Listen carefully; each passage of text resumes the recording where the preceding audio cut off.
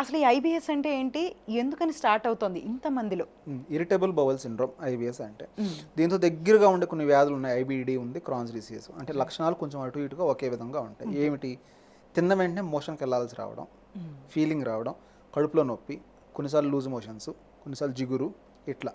IBS స్పెసిఫిక్గా ఎలా ఉంటుంది అంటే వాళ్ళలో కామన్గా వాళ్ళని జర్నీ పెట్టుకున్నారు అంటే భయం స్టార్ట్ అయ్యింది ఈరోజే.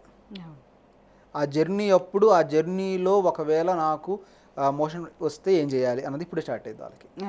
అంటే మీరు ఆలోచించండి, ఐబిఎస్ అనేది 19% సైకలాజికల్, మైండ్ ఆఫ్ ఇంపాక్ట్ ఎక్కువ ఐబిఎస్లో. గట్ బ్రెయిన్, సెకండ్ బ్రెయిన్ అని గట్టిని ఎందుకు అంటారు అంటే ఇది ఐబిఎస్లో సైకలాజికల్ ఇంపాక్ట్ చాలా ఎక్కువ ఉంటుంది అనమాట.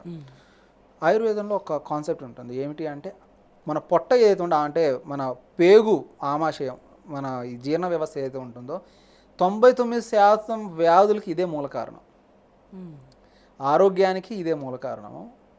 19% డిసీజెస్కి కూడా ఇదే మూల కారణం అని చెప్పింది. సేమ్ అంటే గట్టు మొత్తం కూడా ఐబిఎస్కి చాలా చక్కటి పరిష్కారం ఉంటుంది అంటే ఆయుర్వేదిక్ నేను కంపారిజన్ చేయను, కానీ కొన్ని ఏరియాస్లో ఆయుర్వేదిక్ మిగతా సిస్టమ్స్ కంటే ఎక్సలెంట్గా ఉంటుంది.